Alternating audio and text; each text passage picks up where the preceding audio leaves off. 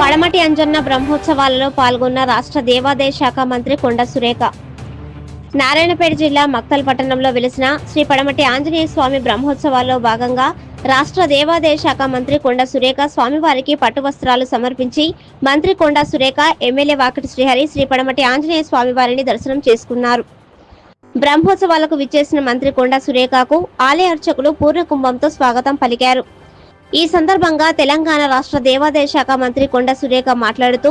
మక్తల్ పడమటి ఆంజనేయ స్వామి దేవస్థానానికి కొన్ని ఏళ్ల సంవత్సరాల చరిత్ర గలదని, ఈ ఆలయం ఆసియా ఖండంలో ఎక్కడా కూడా లేదని, మక్తల్ యజ్ఞయాగాలకు ప్రాచుర్యం గల స్థలంగా పేరు వచ్చిందని, ఈ ఆలయంలో ఆంజనేయ స్వామి విగ్రహాన్ని సాక్షాత్తు జాంబవంతుల వారు ప్రతిష్ఠించినట్లు తెలుస్తోంది. రాబోయే కృష్ణ పుష్కరాల్లో కృష్ణానది పరివాహక ప్రాంతాల్లో ఉన్న దేవాలయాలకు ప్రత్యేక నిధులు మంజూరు చేయాలని ముఖ్యమంత్రికి విజ్ఞప్తి చేస్తానని, తెలంగాణ రాష్ట్ర ఆలయాల్లో ప్రసిద్ధిగాంచిన ఆలయాల్లో ఇది కూడా ఒకటని, దేవాదాయ శాఖ భూములను కాపాడుకోవలసిన బాధ్యత మనపై ఉందని, దేవాలయ భూముల ఆక్రమణకు గురైన వాటిపై ఎవరైనా ఫిర్యాదు చేస్తే మా ప్రభుత్వ హయాంలో వెంటనే చర్యలు తీసుకుంటామని,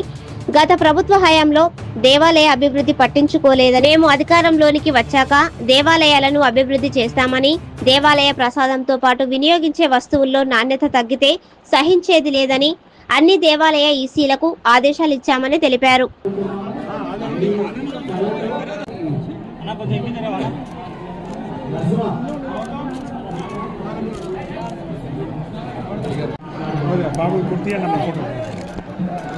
సంతోషం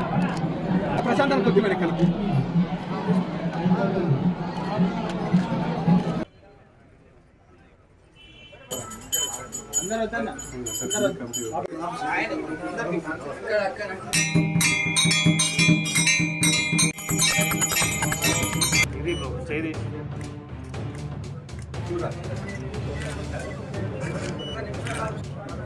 नंबर चाहिए